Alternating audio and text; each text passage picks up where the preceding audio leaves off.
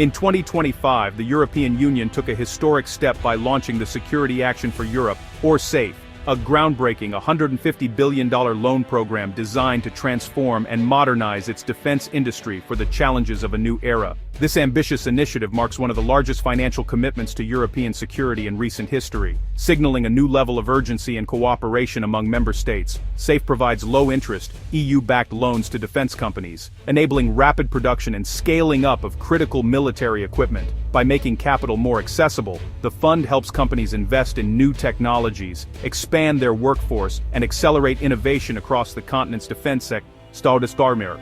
The fund's overarching goal is to achieve European military readiness and true strategic autonomy by 2030, reducing reliance on outside partners and ensuring Europe can respond swiftly to emerging threats. This vision is about building a united, self-reliant Europe that can protect its citizens and values. SAFE targets key areas vital for modern defense, including the development of next-generation missiles, increased ammunition stockpiles, advanced military drones, cyber warfare capabilities, and the protection of space-based assets. These investments are crucial for maintaining a technological edge and safeguarding Europe's security interests. By pooling resources and coordinating procurement across member states, the EU aims to unify its traditionally fragmented defense markets.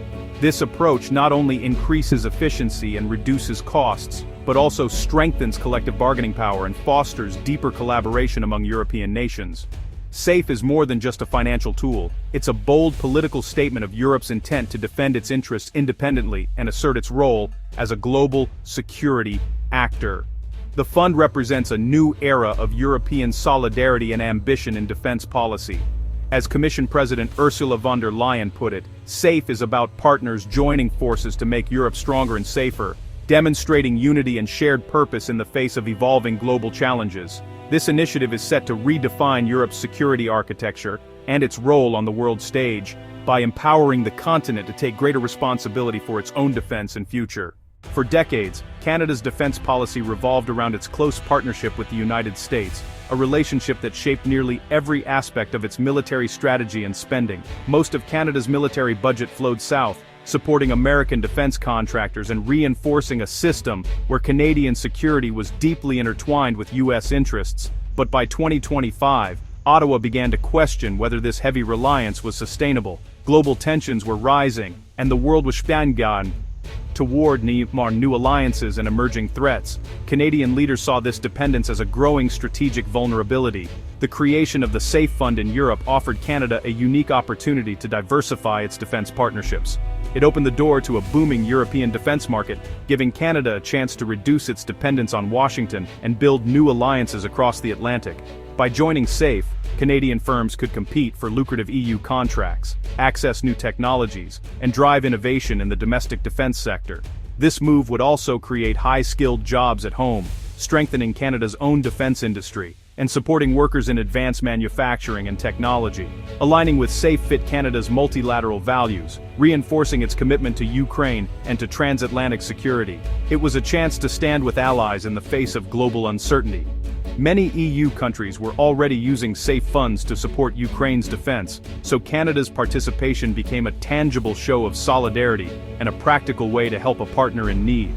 For Ottawa, SAFE was also a way to reinforce its NATO commitments, ensuring Canada played a more active role in defending the rules-based international order and contributing to collective security. The opportunity to become a key partner in Europe's rearmament and to help shape the future of transatlantic defense was simply too valuable for Canada to ignore.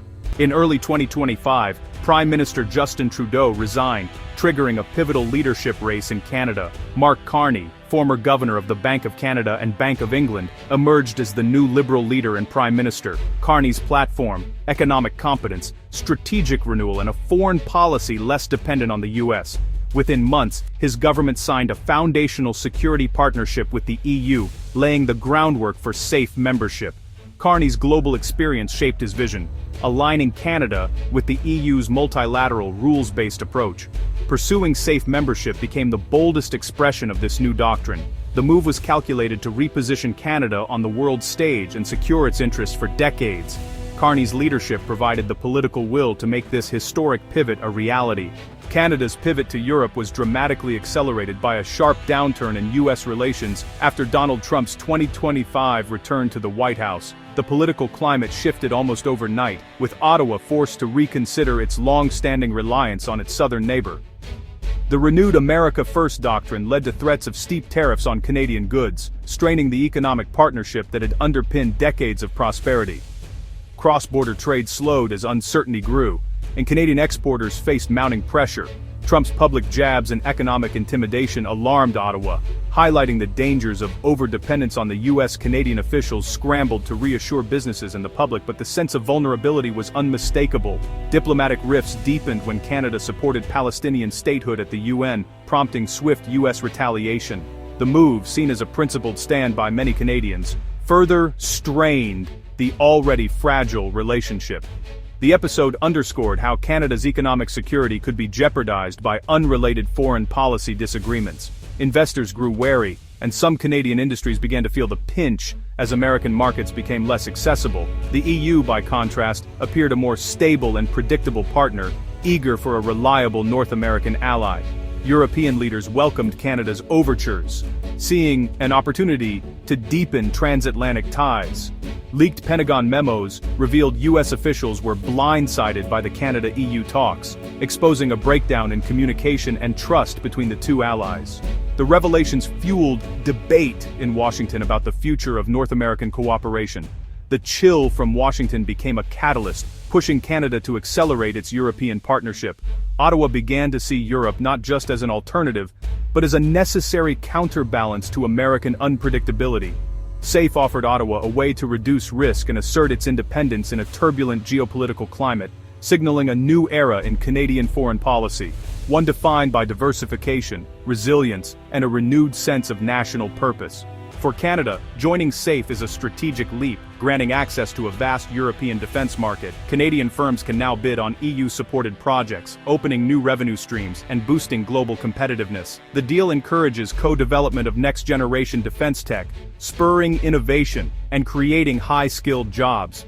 To manage this, Canada established a permanent defense investment agency to streamline participation and maximize opportunities. The agency aims to facilitate billions in annual defense transactions, transforming Canada into a major global supplier. Joint procurement allows Canada to acquire advanced military hardware at lower costs, modernizing its armed forces. The partnership is already prompting a review of major purchases, with European alternatives to U.S. equipment now on the table. SAFE is set to reshape Canada's defense industry and strengthen its military capabilities for the future. Canada's entry into SAFE hinged on negotiating special exemptions recognizing its unique strengths. Normally, SAFE projects require 65% EU content, limiting non-EU participation. Canadian negotiators secured a landmark deal. Canada became the first non-EU country admitted, with privileged access. In key sectors, drones, missiles, sensors, cyber, Canadian firms can contribute up to 80% of a project's value. This ensures Canada is a leading partner, not just a junior participant in its areas of expertise. In return, Canada agreed to pay a fee based on its economic benefits and level of cooperation.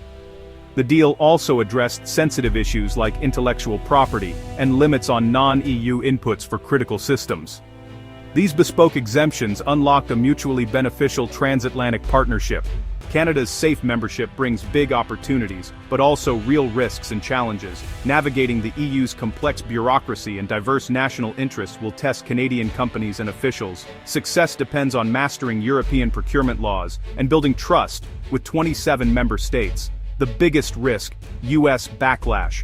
Washington may see Canada's pivot as a betrayal, threatening economic retaliation. A trade war could outweigh short-term gains, making diplomatic finesse essential. Canada must balance its new European ties with its vital U.S. relationship, especially through NORAD. The outcome will test Canada's diplomatic skill and shape its foreign policy for years. The stakes are high, but so are the potential rewards. Canada's SAFE membership marks its most significant foreign policy shift in a generation. It's a decisive move away from near-total US reliance, forging a direct institutionalized partnership with Europe. This isn't just a procurement deal, it's a reimagining of Canada's role as a middle power in a multipolar world. The new alliance strengthens Canada's commitment to multilateralism and the defense of Western values. The success of Canada's Defence Investment Agency and the evolution of major procurement decisions will be closely watched. The biggest question: how will the US respond, and can Canada manage the fallout? By joining SAFE, Canada has declared its intent to chart its own strategic course. The world is watching to see what comes next.